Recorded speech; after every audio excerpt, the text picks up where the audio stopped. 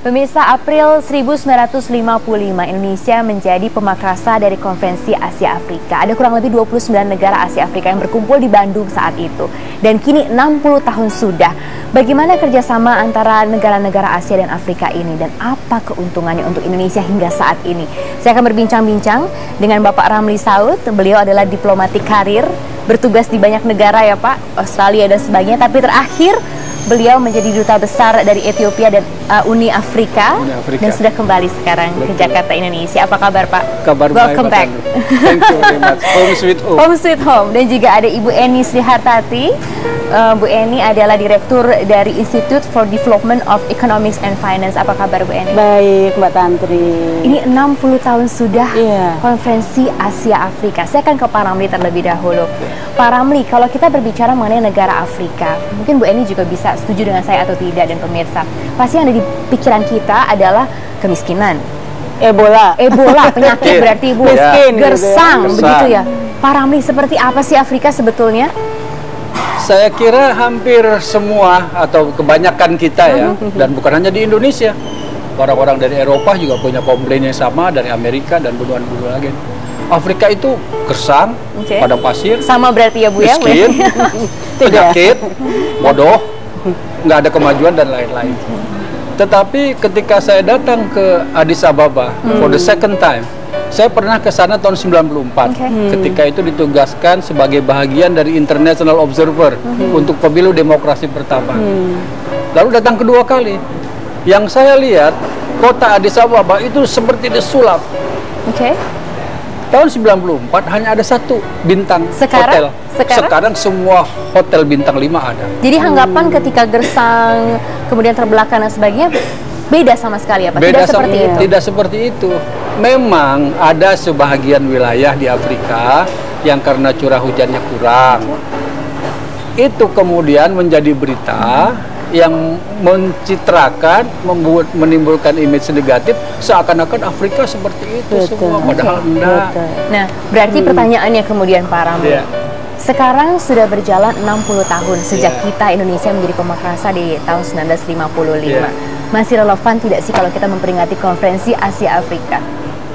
Konferensi Asia Afrika itu sebuah peristiwa sejarah penting dalam peradaban manusia modern. Bagaimana tidak? Dulu Afrika hanya 14 negara, sekarang sudah 56. Dulu Afrika hanya 250 juta orangnya, sekarang sudah 1,2 miliar.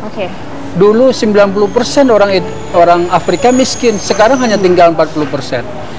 Nah, dalam kaitannya perayaan Asia Afrika atau peringatan Asia Afrika sekarang, ada 4 hal penting. Pertama, kita ingin menuntaskan proses dekolonisasi yang dulu giat didasarkan semangat Dasar-Sila. Negara-negara Afrika Asia banyak merdeka. Ya sekarang cuma sudah 120-an. Yang kedua, problem kemiskinan, keterbelakangan pendidikan, penyakit itu masih ada di beberapa negara dan ini menjadi problem kita bersama. Yang ketiga adalah munculnya persoalan-persoalan baru yang dulu nggak ada. Misalnya terorisme, kejahatan lintas negara, dan lain-lain. Yang kita memerlukan juga kerjasama dengan Afrika. Dan yang terakhir adalah Lautan India adalah poros maritim Asia dan Afrika. Kita harus ciptakan itu melalui KAA sekarang. KAA yang sekarang. Bu Eni, kalau melihatnya berkaitan dengan KAA yang sekarang, Indonesia sendiri sebenarnya diuntungkan di mana? Sangat. Cuman persoalannya kita tidak tahu bahwa kita mempunyai peluang yang begitu besar. Kenapa kita bisa tidak tahu? Apa yang terjadi? Ini seperti kita biasanya kan kalau melihat tetangga kita yang miskin, yang kurang mampu, gitu kita cuekin. Kita pengennya itu bergaulnya dengan yang kaya-kaya. Kita kan Indonesia kan pengennya temennya sama negara-negara OECD. Kalau di pertemuan APEC kita gagah pakai jas pede gitu, confident gitu kan. Tetapi begitu nanti datang atau bergaul dengan negara-negara Asia, Afrika, kalau Asia sudah enggak karena ada Jepang di sana, ada Cina dan sebagainya yang luar biasa ekonominya. Nah, mindset bahwa Afrika itu miskin, potensinya sangat terbelakang ekonominya, itu yang harus kita rubah. Karena data terakhir itu pertumbuhan ekonomi di Afrika itu sangat jauh dari kita. Berapa? Jadi rata-rata mereka malah tumbuh di atas 8%. Ada yang lebih dari Cina malahan. Ada beberapa negara Puansa itu bagus ya Pak ya, Angola itu juga bagus. Nah, potensi ekonomi itu yang selama ini tidak pernah kita manfaatkan. Jadi begini Mbak, kalau misalnya kita merasa lebih ya, berarti kan justru kita punya daya saing dong di sana. Dan apalagi barang-barang yang dibutuhkan oleh Afrika itu adalah barang-barang yang notabene kita masih punya competitiveness. Afrika sekarang itu belum butuh komoditas-komoditas atau produk yang high tech, yang kita sudah tidak mungkin mampu gitu kan.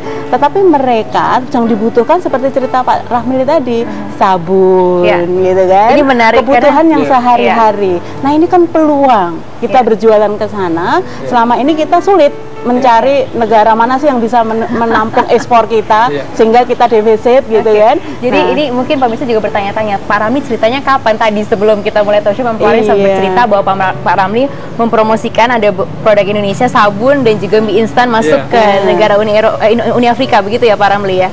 Saya ingin sekali ketika bertugas awal meremajakan kembali hubungan kita dengan Ethiopia dan Uni Afrika, rejuvenate, diisi dengan semangat baru, lalu bergelora dan inisiatif-inisiatif baru dari yang sederhana saja, yang sehari-hari. Yang sehari-hari. Ceritanya ditahan dulu Pak, karena kita harus jeda terlebih dahulu. Kami akan segera kembali sesaat lagi.